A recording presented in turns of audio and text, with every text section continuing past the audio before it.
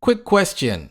What's the only piece of plastic that can buy you dinner, a plane ticket, and a lifetime of stress if you don't use it right? Yep, the credit card. And if you think banks are your friendly financial advisors, spoiler alert, they'd rather see you in debt than debt-free. Today we're digging into the wild history of credit cards, how they were supposed to work, why banks love when you carry a balance, and some shocking truths about credit card interest that will make your jaw drop. 1950, the Diners Club card arrives. It's made of cardboard. Yes, cardboard. And you could only use it in a few fancy restaurants.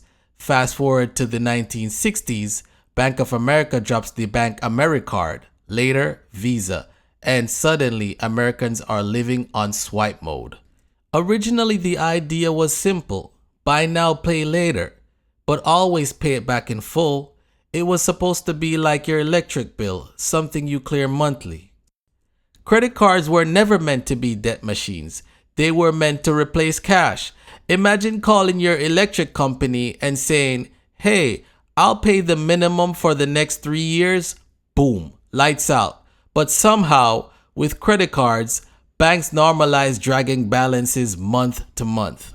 Here's the sneaky part. Banks realized most people don't pay off in full. That's when the interest party starts, their party. Average credit card APR today, around 21%. Some go up to 30%.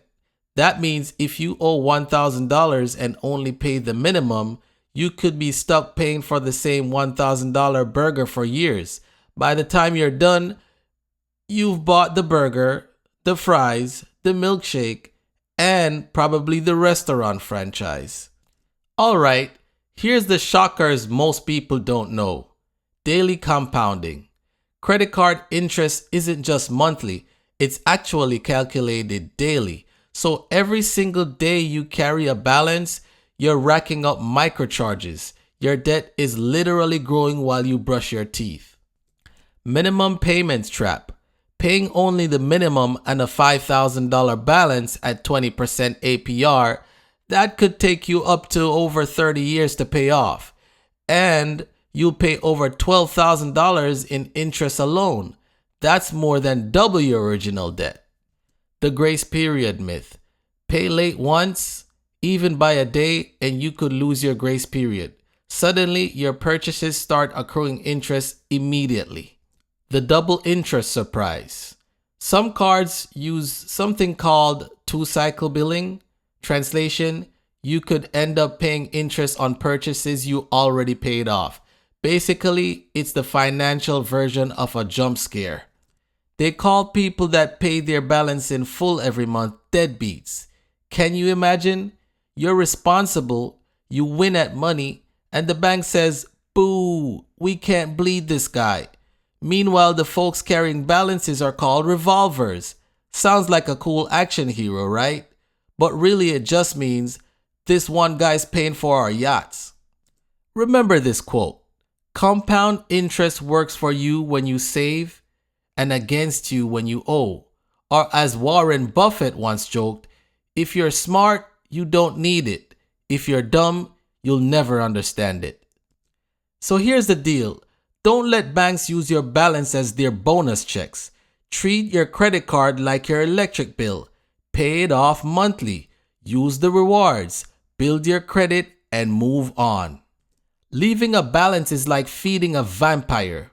You think you're just giving a drop, but that vampire is feasting every night.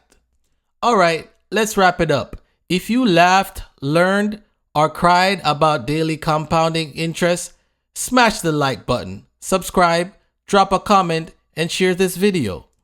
And hey, if you want to keep me caffeinated, there's a link below where you can buy me a coffee.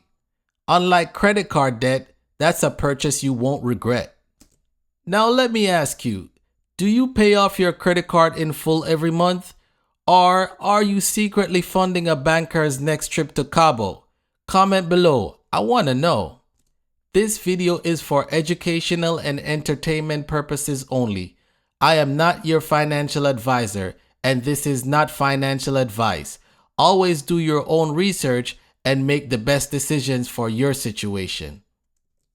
This is your financial watchman, and I'm signing out. Bye-bye, y'all.